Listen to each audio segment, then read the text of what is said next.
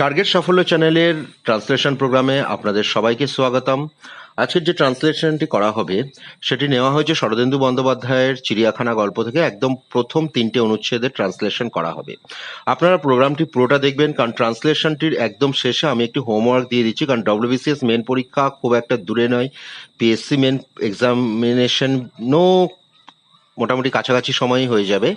তো সেক্ষেত্রে আপনারা ট্রান্সলেশনটি সলভ করে আমার কমেন্ট বক্সে পাঠাতে পারেন। সবচেয়ে বেটার হয় যদি ডেসক্রিপশন লিঙ্কে যে টেলিগ্রাম চ্যানেলটির যে লিঙ্ক আছে সেখানে যদি পাঠিয়ে দিন, তাহলে সব থেকে বেটার হয়।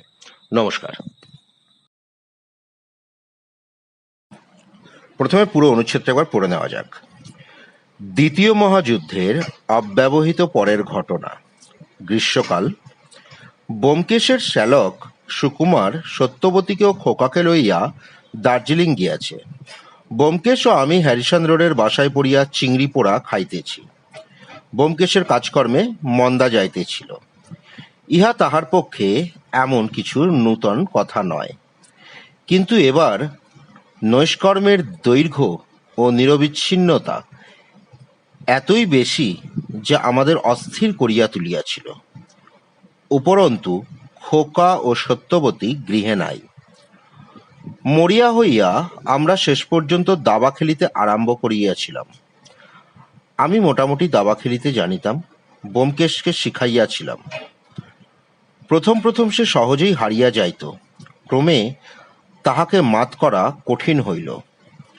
অবশেষে একদিন আসিল যেদিন সে বোরের কিস্তিতে আমাকে মাত করিয়া দিল। প্রথম সেন্টেন্সটি দেখে নেওয়া যাক। প্রথম বাক্যটি, দ্বিতীয় মহাযুদ্ধের অব্যবহিত পরের ঘটনা। তো দ্বিতীয় বিশ্বযুদ্ধ, সেকেন্ড ওয়ার্ল্ড ওয়ার, সহজ জিনিস। অব্যবহিত পরে, জাস্ট আফটার। তো পাস্ট ইনডেফিনিটে এই সেন্টেন্সটি করতে হবে। তো পাস্ট ইনডেফিনিটে হলে সেন্টেন্সটি দাঁড়াবে, this was the incident just after the second world war. একদম সহজ। গ্রীষ্মকাল। এবার এই সেন্টেন্সটা কি করে দাঁড়াবে? এখানে দেখা যাচ্ছে গ্রীষ্মকাল বলতে কোনো সাবজেক্ট তো আসছে না, পাস্ট টেন্সে করতে হবে, কারণ আগের সেন্টেন্সটাও পাস্ট টেন্সেই করা হয়েছে। দ্বিতীয় মহাযুদ্ধের অব্যবহিত পরের ঘটনা গ্রীষ্মকাল।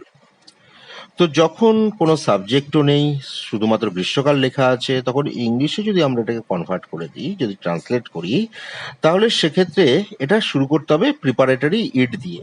বহুবার আমি আমার ট্রান্সলেশনের প্রোগ্রামে এই কথাটা বলেছি যে যখন কোনো সাবজেক্ট থাকে না তখন আমরা দেয়ার বা ইড ব্যবহার করি, সেক্ষেত্রে ইন্ট্রোডাক্টরি দেয়ার বা প্রিপারেটরি ইড বলা হয়। তাহলে সেন্টেন্সটি দাঁড়াবে, ইট ওয়াজ সামার। পরবর্তী সেন্টেন্সটি, ব্যোমকেশের শ্যালক সুকুমার সত্যবতীকে ও খোকাকে লইয়া দার্জিলিং গিয়াছে। গিয়াছে, ইয়াছে, ক্রিয়ার সঙ্গে ইয়াছে মানে প্রেজেন্ট পারফেক্ট টেন্স। ব্যোমকেশের শ্যালক, ব্যোমকেশেস ব্রাদার ইন ল, নিয়ে গিয়েছে, তো সেক্ষেত্রে আমরা সিম্পলি টেক ব্যবহার করব, প্রেজেন্ট পারফেক্ট, তাহলে has taken. Byomkesh's brother in law Sukumar has taken Satyabati and Khoka to Darjeeling. এরপরে সেন্টেন্সটি আছে, ব্যোমকেশ ও আমি হ্যারিসন রোডের বাসায় পড়িয়া চিংড়ি পোড়া হইতেছি। এখানে সেন্টেন্সটা বোঝা উচিত, প্রথমে তো এটা প্রেজেন্ট কন্টিনিউয়াস হবে, হইতেছি আছে, কিন্তু চিংড়ি পোড়া কি জিনিস? এখানে চিংড়ি পোড়ায় কেউ যদি স্মোকড শ্রিম্প বা স্মোকড প্রন এসব লিখে দেয় তাহলে কিন্তু এটা ভুল। চিংড়ি পোড়া হচ্ছে দগ্ধ হওয়া। এরা দুজন আছে, ব্যোমকেশের কাজ কারবার ঠিকভাবে চলছে না, দগ্ধ হচ্ছে। তো এখানে সেন্টেন্সটাকে আমাদের বানাতে হবে, Byomkesh and I are being scorched at Harrison Road. এবারে প্রসঙ্গটা আসছে যে চিংড়ি পোড়াটা তো বোঝা গেল, ব্যোমকেশ আগে হলো আর আই কেন পরে হলো? আমি এর পূর্বেও একটি ভিডিও দেখা যাবে গ্রামারের, সে ভিডিওতে আমি বলেছিলাম যে ফার্স্ট, সেকেন্ড, থার্ড পার্সন তিনটে যদি একসাথে থাকে কোনো সেন্টেন্সে, তাহলে সেক্ষেত্রে থার্ড পার্সন সবার আগে বসে, যদি এটা সাধারণ কাজ বোঝানো হয়। তো এখানে থার্ড পার্সন আর ফার্স্ট পার্সন আছে, তো অবভিয়াসলি থার্ড পার্সন আগে বসবে, ব্যোমকেশ আগে বসলো। কিন্তু এখানে যদি কাজটা খারাপ কিছু হতো, তাহলে যদি এরকম হতো ব্যোমকেশ ও আমি আমাদের দোষের প্রায়শ্চিত্ত করিতেছিলাম, তো সেক্ষেত্রে আই আগে হয়ে যাবে। তো I and Byomkesh were remorsing for our sin. চলে আসি পরের সেন্টেন্সে। ব্যোমকেশের কাজকর্মে মন্দা যাইতেছিল। তো মন্দা কি হবে? ডেক্লাইন। তো এক্ষেত্রে ব্যোমকেশেস ওয়ার্ক ওয়াজ ইন ডেক্লাইন, এটা ভুল হবে না, ঠিক হবে। যদি ডেক্লাইনের জায়গায় কেউ ডিক্রিজ করে, ওটা কমে যাওয়া বোঝায়। আবার কেউ যদি এরকম লেখে, যেমন যাইতে ছিল দেখে কেউ যদি পাস্ট কন্টিনিউয়াস টেন্স করে দেয়, যাইতে ছিল, তাহলে হবে ব্যোমকেশেস ওয়ার্ক ওয়াজ ডিক্রিজিং। ভাবের দিক দিয়ে ওয়াজ ডিক্রিজিং ঠিক সঠিক হয় না, কিন্তু আমরা যদি আক্ষরিক অর্থে টেন্স মেনে মেনে যদি করতে থাকি, ঠিক আছে, এখানে পরীক্ষার হলে আশা করি কাটবে না। কিন্তু বেস্ট হচ্ছে ব্যোমকেশেস ওয়ার্ক ওয়াজ ইন ডেক্লাইন। পরবর্তী সেন্টেন্স, ইহা তাহার পক্ষে এমন কিছু নূতন কথা নয়। কোনটি? মানে কাজকর্মে মন্দা যাওয়া। উনি একজন প্রাইভেট ডিটেকটিভ ছিলেন, কোনো সময় কেস পেতেন, অবশ্যই কোনো সময় পাবেন না। তো এমন কিছু নতুন, এনিথিং নিউ, এই সেন্টেন্সটি আগের সেন্টেন্সের সঙ্গে আমি যদি যুক্ত করে করি, তাহলে দুটো সেন্টেন্স, যেমন ব্যোমকেশেস work was in decline though it was not anything new for him. এখানে দো, যদিও, দুটো সেন্টেন্সকে যদি আমরা একসাথে করে দিই যদিও দিয়ে, তাহলে এখানে ভাবটি খুব সুস্পষ্ট হয়ে উঠছে। ব্যোমকেশের কাজকর্মে মন্দা যাইতেছিল, যদিও ইহা তাহার পক্ষে এমন কিছু নূতন কথা নয়। যদিও এখানে কিন্তু ব্যবহৃত বাক্যের বাংলায় যে বাক্য দুটো আছে তার মধ্যে নেই। আমরা ইংলিশের বাক্যে এটা ব্যবহার করতে পারি ভাবটিকে আরো সুস্পষ্ট করে তোলার জন্য।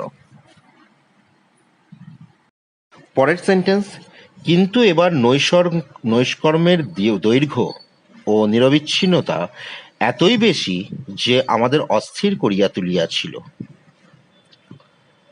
প্রথম কথা হচ্ছে যে এই নৈষ্কর্মের কি হতে পারে? নৈষ্কর্মের ওয়ার্ড হতে পারে অলসতা, কোনো কাজ নেই, আইডলনেস। দৈর্ঘ্য, ডিউরেশন। নিরবিচ্ছিন্নতা, কন্টিনিউইটি। তুলিয়া ছিল অবশ্যই পাস্ট ইনডিফিনিট টেন্স। তো সেন্টেন্সটা আমরা বাট দিয়ে ব্যবহার করব, কিন্তু but this time both the duration and continuity of our idleness was so long, এতই বেশি, so long, that those made us restless.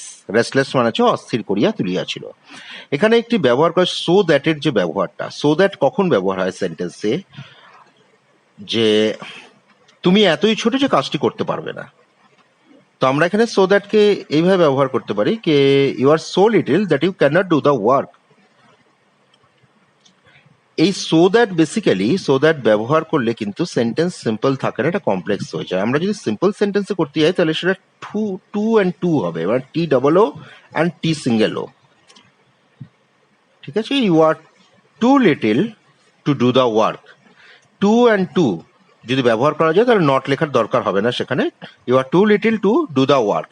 আর তার সাথে সেটাকে যদি চেঞ্জ করে দেওয়া যায় তাহলে সেটা সো দ্যাট হয়ে যাবে। এবারে চলে আসি মূল সেন্টেন্সে। মূল সেন্টেন্স আমি যেটা লিখলাম এটা একদম সহজতরভাবে দেখানো হয়েছে। তো একটু যদি আমরা এটাকে ভাবটিকে সামনে রেখে যদি ওয়ার্ডকে আমরা আরো সুন্দর করে তুলি তাহলে এইভাবেও লেখা যায়, but this time both the term and progression of our inaction. Progression of our inaction কি? নৈষ্কর্মের চলছে তো অনেকদিন ধরে। Progression of our inaction was so long that those made us fretful. Fretful মানে অস্থির করা, মানে হতাশাচ্ছন্ন করে তুলেছে। ঠিক আছে? তো সেখানে ফ্রেটফুল, ডিসঅ্যাপয়েন্টেড ব্যবহার করাটা ঠিক নয়, এখানে ফ্রেটফুল ঠিক আছে, পারফেক্ট ওয়ার্ড। এরপরের সেন্টেন্সটি, উপরন্তু খোকা ও সত্যবতী গৃহে নাই। উপরন্তু, উপরন্তুর সব থেকে এক্স্যাক্ট ইংলিশ যেটা হয় সেটা হচ্ছে মোর ওভার। তবে এই সেন্টেন্সটি বিসাইডস দিয়েও যদি কেউ করে তাহলে খুব একটা ভুল হবে না। তো গৃহে নাই এটা প্রেজেন্ট ইনডিফিনিটেই হবে। Simple sentence, Khoka, moreover Khoka and Satyabati are not at home. এরপর আছে, মরিয়া হইয়া আমরা শেষ পর্যন্ত দাবা খেলিতে আরম্ভ করিয়াছিলাম। দাবা খেলিতে আরম্ভ করা, এখানে জিরান্ডিয়াল ফর্ম হয়ে যাবে, স্টার্টেড প্লেইং চেস। মরিয়া হইয়া, মরিয়া কখন হওয়া যায়, মানে প্রচন্ডভাবে হতাশ হওয়ার পরেই, হতাশাকেই আমরা মরিয়া হইয়া। তো আটারলি ডিসঅ্যাপয়েন্টেড, তো সেন্টেন্সটা হবে, at last we started playing chess after being utterly disappointed, মানে হতাশ হইয়াই, মরিয়া প্রচেষ্টা মানে হতাশ প্রচেষ্টা বা হতাশ হইয়া।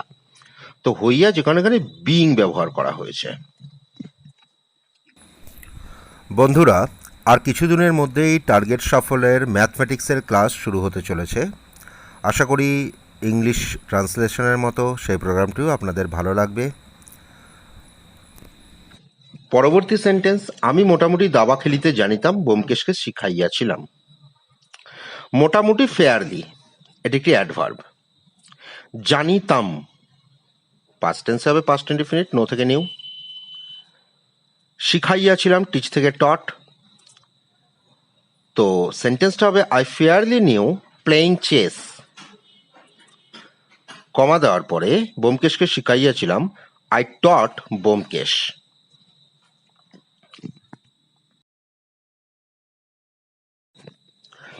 এরপরে আছে, প্রথম প্রথম সে সহজেই হারিয়া যাইত, ক্রমে তাহাকে মাত করা কঠিন হইল। হেরে যাওয়া, লস, এটা অবশ্যই প্যাসিভ ভয়েসে হবে। প্রথম প্রথম, অ্যাট ফার্স্ট। সহজেই হারিয়া যাইত, হি ওয়াজ ইজিলি লস্ট।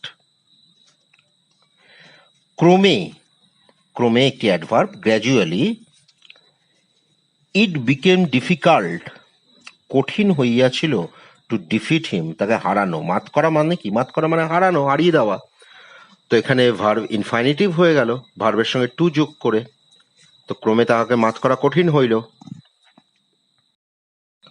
পরবর্তী সেন্টেন্সটি আছে, এটি শেষ সেন্টেন্স, অবশেষে একদিন আসিল যেদিন সে বোরের কিস্তিতে আমাকে মাত করিয়া দিল। অবশেষে, অ্যাট লাস্ট। সেই দিনটি আসিল, একদিন আসিল, দ্য ডে কেম। সে বোরের কিস্তিতে, বোর, যারা দাবা খেলেন তারা জানে বোর। তো বোরের ইংলিশ কি হবে? পন। সে হারিয়ে দিয়েছিল, মাত করিয়ে দিল মানে হারিয়ে দিয়েছিল। হি ডিফিটেড মি বোরের কিস্তিতে উইথ আ মুভ অফ পন। তো পুরো সেন্টেন্সটা দাঁড়ালো কি? সেন্টেন্সটা পাস্ট ইনডিফিনিট টেন্সে করা হয়েছে। At last the day came when he defeated me with a move of পন। তাহলে পুরো ট্রান্সলেশনটা একবার বলে নেওয়া যাক। This was the incident just after the Second World War. It was summer. Byomkesh's brother-in-law Sukumar has taken Satyavati and Khoka to Darjeeling. Byomkesh and I are being scorched at Harrison Road. Byomkesh's work was in decline, though it was not anything new for him. But this time, both the term and progression of our inaction was so long that made us fretful. Moreover, Khoka and Satyavati are not at home. At last, we started playing chess after being utterly disappointed. I fairly knew playing chess. I taught Byomkesh. At first, he was easily lost. Gradually, it became difficult to defeat him. At last the day came when he defeated me with a move of pawn. এবার একটি অনুচ্ছেদ চিড়িয়াখানা থেকেই শরদিন্দু বন্দ্যোপাধ্যায়ের চিড়িয়াখানা থেকেই একটি অনুচ্ছেদ আপনাদের জন্য দিয়ে দেওয়া হলো। আপনারা এটা সলভ করে কমেন্ট বক্সেও পাঠাতে পারেন, না হলে আমার টেলিগ্রাম চ্যানেলেও এটা পাঠিয়ে দিতে পারেন। তার উপর এবার গরমও পড়িয়াছে প্রচণ্ড। সেই যে চৈত্র মাসের মাঝামাঝি একদিন গলদঘর্ম হইয়া সকালে ঘুম ভাঙিয়াছিল, তারপর এই 1.5 মাস ধরিয়া গরম উত্তর বাড়িয়াই চলিয়াছে। মাঝে 2-1 পশলা বৃষ্টি যে হয় নাই এমন নয়, কিন্তু তাহা হবিষা কৃষ্ণবক্সের তাপের মাত্রা বর্ধিত করিয়াছিল। দিবারাত্র ফ্যান চালাইয়াও নিষ্কৃতি ছিল না মনে হইতেছিল। সারা গায়ে রসগোল্লার রস মাখিয়া বসিয়া আছি। দেহমনের এইরূপ নিরাশাজনক অবস্থা লইয়া একদিন পূর্বাহ্নে তক্তপোষ্যের উপর দাবার ছক পাতিয়া বসিয়াছিলাম। ব্যোমকেশ আমাকে গজচক্র করিবার ব্যবস্থা প্রায় পাকা করিয়া ফেলিয়াছে। আমি অতিমাত্র বিচলিত হইয়া অনর্গল ঘর্মত্যাগ করিতেছি, এমন সময় বাধা দরজায় খুঁটু খুঁটু কড়া নাড়ার শব্দ। ডাকপিয়ন নয়, তাহার কড়া নাড়ার ভঙ্গিতে একটা বেপরোয়া উগ্রতা আছে। তবে কে? আমরা ব্যগ্র আগ্রহে পরস্পরের মুখের পানে চাহিলাম। এতদিন পরে সত্যই কি নূতন রহস্যের শুভাগমন হইল? ট্রান্সলেশন প্রোগ্রাম আজকের মতো এখানেই শেষ হলো। প্রোগ্রাম ভালো লাগলে চ্যানেলটি সাবস্ক্রাইব করবেন, আর আপনাদের উপযুক্ত মতামত আমার কমেন্ট বক্সে দিতে ভুলবেন না।